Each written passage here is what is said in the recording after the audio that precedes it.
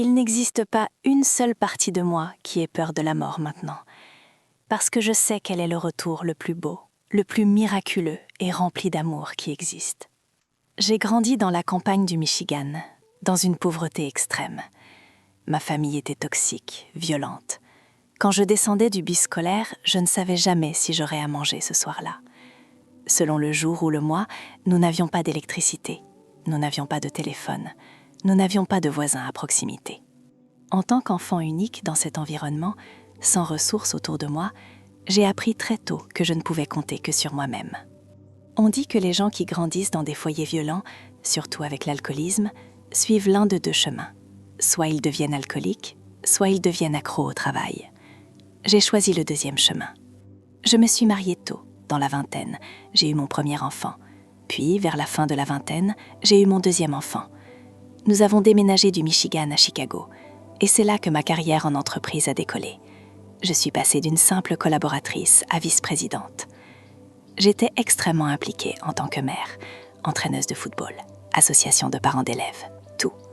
Je voulais être pour mes enfants tout ce que je n'avais jamais eu. Alors je concentrais chaque once de mon énergie à leur donner la vie qu'ils méritaient. Ma vie était une course constante. Ma carrière prospérait. Mes enfants étaient impliqués dans de nombreuses activités. J'étais toujours en mouvement. Et vous savez comment c'est. Ces choses banales de la vie. Dentiste, médecin, soins de base. On repousse, on repousse. C'est exactement ce qui m'est arrivé. En décembre 2019, je suis finalement allée faire une intervention dentaire que je repoussais depuis longtemps.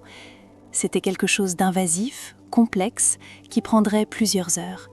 Le dentiste m'a installée dans le fauteuil et a placé un masque sur mon visage pour me donner un gaz sédatif. C'était pour me mettre dans un état de crépuscule. Vous n'êtes pas complètement inconsciente, mais vous n'êtes pas non plus totalement éveillée. C'est un entre-deux qui rend les procédures invasives plus confortables. Pendant que le dentiste préparait les instruments dos à moi, j'ai commencé à ressentir quelque chose de très étrange. À chaque respiration, j'avais la sensation de sortir de mon corps, puis de retomber dedans. Monter, descendre, monter, descendre.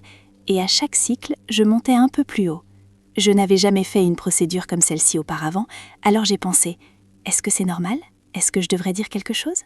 J'ai respiré une fois de plus et j'ai simplement monté. Mon corps entier s'est élevé, comme si je flottais à 2 ou 3 mètres au-dessus de moi-même. J'ai pensé, je ferais mieux de dire quelque chose. Et avec cette pensée, je n'étais plus dans mon corps. J'étais au plafond, regardant vers le bas, vers mon propre corps. Et vous savez quelle a été ma pensée? Qu'est-ce que je fais ici en haut? Maintenant, pensez aux implications de cette question. Je n'étais pas dans mon corps, mais j'étais cette autre partie de moi, cette conscience avec laquelle je m'identifiais complètement. J'étais là-haut en disant « Pourquoi suis-je ici en haut ?» ce qui signifie que je ne m'identifiais pas à ce corps-là en bas. Je savais que ce corps était le mien. Je reconnaissais que c'était un corps physique, mais je ne ressentais aucune connexion avec lui. Toute l'anxiété que je ressentais pendant cette sensation étrange de monter et descendre disparut. En fait, je me souciais à peine de ce corps-là en bas.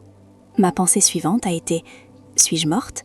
Et avec ces deux pensées ensemble, je me suis retourné la tête en bas et je me suis retrouvée à quelques centimètres des dalles du plafond. Et voici le plus incroyable. J'étais émerveillée. La poussière, les fissures dans les dalles, elles étaient miraculeuses, belles. Je sentais que j'aurais pu rester à regarder cela pendant des heures. C'était comme un enfant à Disneyland.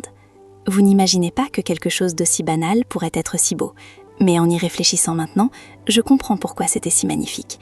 Je regardais à travers les yeux de mon âme. Puis, j'ai fermé les yeux, ou peut-être qu'une ouverture est descendue, et voilà, je n'étais plus au cabinet dentaire. Quand j'ai rouvert les yeux, j'étais dans un endroit chaud, accueillant, riche, confortable, de plénitude absolue. Mais paradoxalement, c'était aussi sombre. J'appelle cela le vide. C'était l'obscurité absolue. Il n'y avait pas de point de lumière autour de moi. Je ne pouvais rien distinguer visuellement. Mais ce n'était rien de ce que vous penseriez être effrayant ou inconfortable. C'était l'extase. C'était être à la maison. C'était cette conscience, ce savoir que j'étais connectée à cette unité, cette plénitude. J'en faisais partie autant qu'elle faisait partie de moi. Et il n'y avait aucun moyen de nous séparer. Cet amour, cette chose si difficile à décrire, Même les expériences les plus belles que nous avons ici dans nos corps physiques, la naissance d'un enfant, tomber amoureux, ce sont des expériences incroyablement aimantes. Mais même elles pâlissent en comparaison de la plénitude de l'amour inconditionnel que vous expérimentez de l'autre côté. Il n'y avait pas de processus de pensée. Quand vous l'expérimentez, cela devient partie de vous, cela devient un savoir. J'appelle cet endroit l'unité, parce qu'il m'est devenu très clair qu'il représentait toutes les âmes qui ont jamais existé et qui existeront. Et dans cet endroit, toutes les expériences de toutes les âmes étaient absolument accessibles. Laissez-moi essayer de vous donner une idée de l'immensité de cet endroit. Imaginez toutes les expériences de toutes les âmes de la planète Terre, tout ce qui s'est passé et se passera. Maintenant, nous avons 8 milliards de personnes, mais il y a eu des gens avant nous et il y en aura après. Imaginez toutes ces expériences, toutes ces années, toutes ces vies collectives, et imaginez que tout cela tient dans un seul grain de sable. Maintenant, imaginez tous les grains de sable seulement de cette planète. Et chacun de ces autres grains représente toutes les expériences que l'âme a en dehors de l'expérience ici sur Terre. Cela commence à peine à effleurer la surface de l'immensité de ce lieu d'unité. C'était comme si je m'expansais en lui.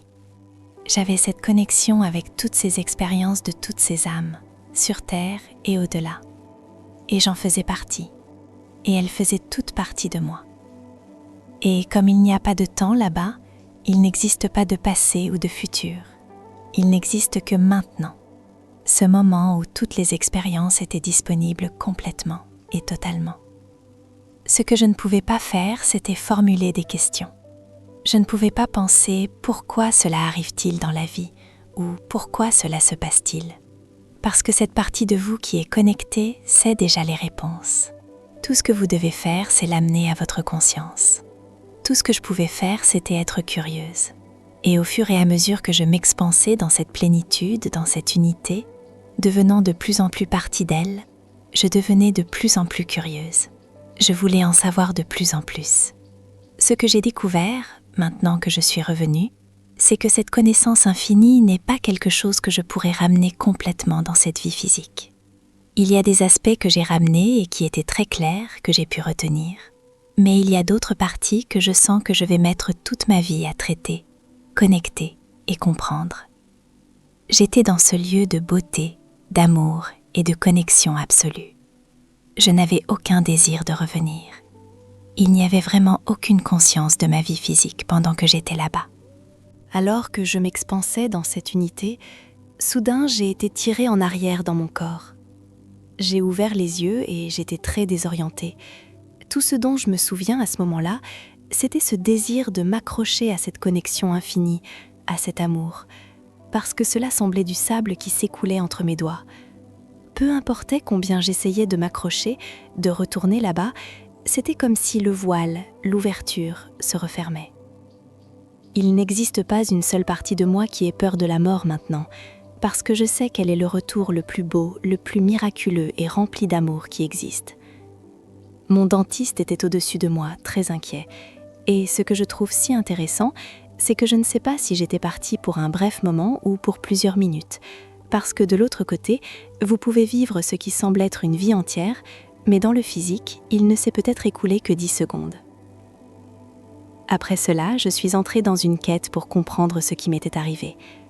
Beaucoup pourraient considérer cela comme une expérience hors du port ou quelque chose d'induit par les drogues. J'avais déjà eu de telles expériences auparavant, et elles étaient incroyablement différentes de tout ce que j'ai vécu de l'autre côté.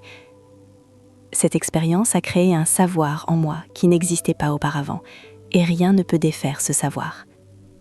Ce n'est que des jours, des semaines, des mois, des années après, à travers le processus de connexion avec l'IANS, l'Association internationale d'études des expériences de mort imminente, et de connexion avec ses groupes et recherches, que j'ai finalement pu mettre un nom sur ce qui m'était arrivé. Depuis, je suis devenue une consommatrice vorace de toutes les histoires de Amy. Je les trouve fascinantes. Les similitudes entre elles sont très évidentes, mais il y a encore des morceaux de chaque histoire qui sont différents. Il y a toujours un élément de l'expérience d'une personne qui ne s'aligne pas exactement avec celle d'une autre. C'est comme la vie physique. Votre vie sera différente de celle d'une autre personne. Aucune de personnes n'ont exactement les mêmes expériences en tant qu'humaine. Alors pourquoi aurions tous la même expérience de l'autre côté? Nos expériences vont être uniques pour nous, mais tout comme il y a une similitude dans l'expérience humaine, nous naissons tous, nous traversons des épreuves et des joies, nous ressentons cette attraction vers quelque chose de plus grand que nous-mêmes, il y a cet élément commun de l'autre côté aussi. C'est cela qui nous unifie, cette unité à laquelle nous sommes tous connectés.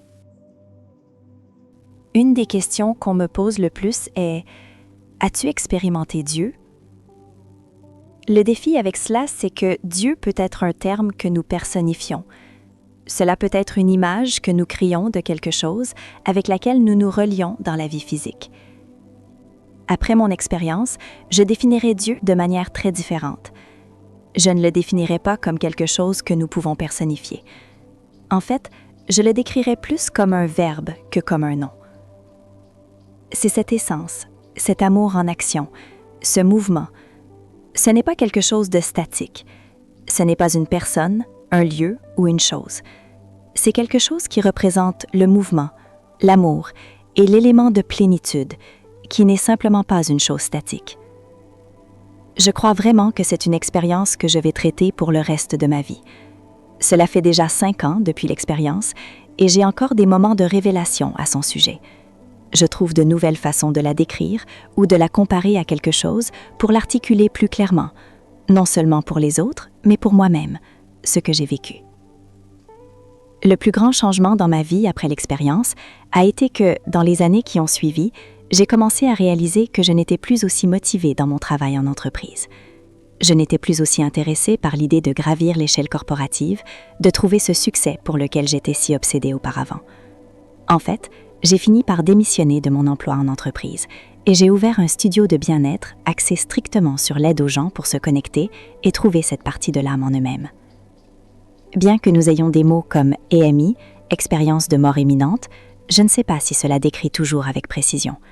Parce qu'il y a des individus qui ont ces expériences profondes sans même être dans une situation médicale compromise comme je l'étais. Ils peuvent être en méditation profonde et aller de l'autre côté. Je pense que notre capacité à accéder à cet autre côté, à cette partie de l'âme de nous-mêmes, ne devrait pas être limitée uniquement aux personnes qui meurent, qui doivent être réanimées ou qui sont connectées à un moniteur cardiaque. Nous n'avons pas besoin d'une expérience traumatique pour avoir cette belle expérience. Cette connexion est là pour nous tous. Mon espoir en partageant ces histoires est que non seulement cela apporte une prise de conscience que cette connexion existe, mais que peut-être cela éveille la curiosité chez ceux qui écoutent, qu'ils veuillent découvrir comment avoir cette connexion, comment l'approfondir, sans avoir besoin de mourir pour l'obtenir. J'ai développé une pratique de méditation très fréquente après mon EMI. Je me suis retrouvée attirée à être dans ce lieu de tranquillité de plus en plus. Au fil des années, cette pratique a évolué pour utiliser plus de sons pour m'aider à entrer dans ce lieu de connexion. Mais je ne m'approche même pas de la connexion que j'ai eue de l'autre côté. Une des choses qui peut être difficile à dire en tant qu'expérienceur de MI, c'est qu'il y a un moment, cela m'est arrivé il y a environ 2 ans, où vous entrez dans un sentiment presque de dépression, parce que ce désir de faire partie de cette connexion est si fort et tout dans votre vie pâlit simplement en comparaison. Vous pouvez toujours tomber dans ce lieu très humain de désespoir, et cela peut être difficile d'en parler, parce que de l'extérieur regardant vers l'intérieur, quelqu'un peut dire « Comment peux-tu être déprimé quand tu as eu cette belle expérience ? Tu as toute cette connaissance, tu comprends des choses que d'autres personnes ne comprennent pas, pourquoi es-tu déprimé ?» C'est parce qu'il y a un contraste si marqué, il y a cette conscience de quelque chose de si beau, et pourtant il y a aussi votre expérience immédiate d'être humaine.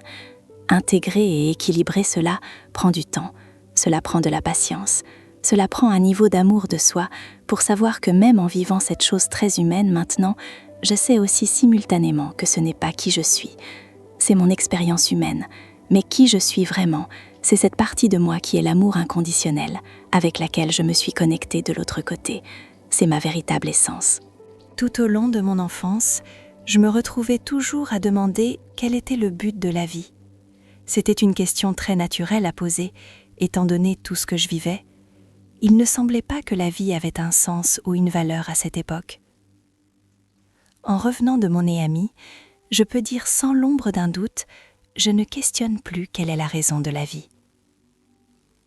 Notre but d'être ici est d'expérimenter. Et en fin de compte, d'expérimenter l'amour inconditionnel. J'adore peindre. Quand je suis au milieu d'une peinture et que je suis complètement dans le flux, dans un endroit où le temps passe simplement à toute vitesse, à aucun moment je ne m'arrêterai pour me demander quel est le sens de la vie. Vous avez votre propre réponse individuelle à tout ce que vous expérimentez dans la vie. Certaines personnes appellent cela l'intuition, d'autres un sentiment viscéral. C'est votre âme qui vous guide. Maintenant, je ne prends plus ces choses pour acquises. J'essaie de devenir très consciente d'elles. J'essaie de ralentir. Ce n'est pas une course. Il n'y a pas de but final dans ce corps physique. Nous ne sommes pas ici pour apprendre des leçons, et il n'y a pas moyen de se tromper dans cette vie. La raison, parce que cette partie de l'âme de nous, cette partie avec laquelle je me suis connectée, l'unité, la plénitude, elle est simplement, elle est déjà complète. Il n'y a rien que nous puissions faire dans cette vie physique qui va enlever ou ajouter à l'âme. Alors prendre cette vie physique, qui n'est qu'un bref moment, et mettre cette pression sur nous-mêmes qu'il y a des choses que nous devons faire correctement, des choses que nous devons éviter de faire mal parce que cela pourrait impacter notre expérience de l'autre côté, que nous pourrions aller au paradis ou en enfer si nous ne réussissons pas cette vie. Cela ne faisait tout simplement pas partie de mon expérience. Cela ne faisait pas partie du savoir que j'ai ramené. Nous sommes ici dans ce corps physique parce que notre âme veut simplement savoir ce que c'est que d'avoir cette expérience physique. Tous les sens que nous avons dans notre corps physique, le goût, la vue, les sons, les sensations, c'est avec cela que notre âme veut se connecter. En fait, je dirais que le ressenti, cette partie de nous qui n'est pas l'émotion, qui ne cherche pas le plaisir ou ne sait pas d'éviter la douleur, mais cette partie de nous qui est un état d'être, c'est le langage de notre âme. Nous nous efforçons tous de ressentir quelque chose. Nous nous efforçons tous d'arriver à cet endroit d'amour, de joie et de contentement. Et nous sommes parfois comme un flipper, à la recherche de cette expérience ou de cette relation qui va nous donner cet accomplissement. Quand nous enlevons toutes les choses de nos vies, la carrière, la maison, la voiture, et que nous découvrons que cet accomplissement n'est pas là, alors il y a une partie plus profonde de nous-mêmes avec laquelle nous ne sommes pas encore connectés.